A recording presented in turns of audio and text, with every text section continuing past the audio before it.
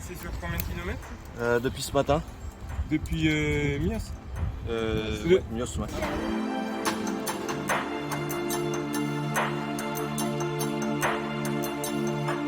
Une magnifique bouteille.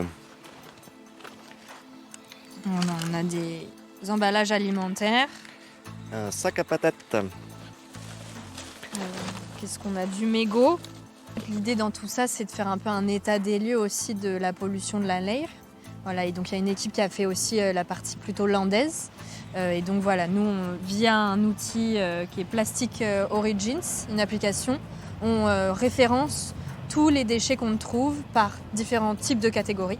On a bivouaqué, alors le bivouac sauvage est interdit sur la Leyre, c'est important de le préciser. On a donc bivouaqué sur des structures, donc des campings ou des structures qui nous ont accueillis. Ouais.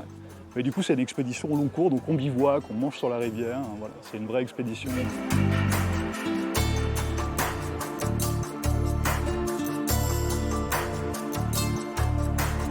C'est un nettoyage purement et simplement des berges. Et en plus de ça, il y a un aspect scientifique parce que tout ce qui a été ramassé va être analysé ensuite en labo. Et en plus de ça, on a des prélèvements microplastiques qui continuent d'être faits le long du linéaire. Un des objectifs du coup, de ce projet-là, c'est de géoréférencer, donc de comprendre où sont les déchets, quels sont les points problématiques, et pour pouvoir passer à l'action ensuite.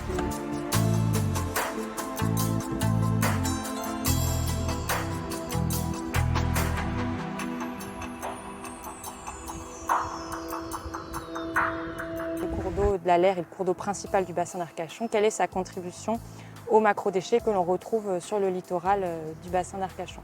Donc cette expédition, d'un point de vue scientifique, vient en complément de nos réseaux de suivi déjà existants. C'est une démarche extrêmement scientifique, mais c'est aussi une démarche participative, où les habitants sont invités à participer au ramassage. Et donc pour eux aussi de se dire, on est utile deux fois, on est utile lors du ramassage, mais on est aussi utile après pour connaître les origines des déchets.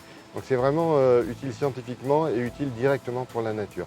Et puis pour nous, c'est aussi l'occasion d'avoir un peu de pédagogie, de réexpliquer qu'effectivement tous les déchets, à un moment ou à un autre, ils finissent toujours dans l'eau.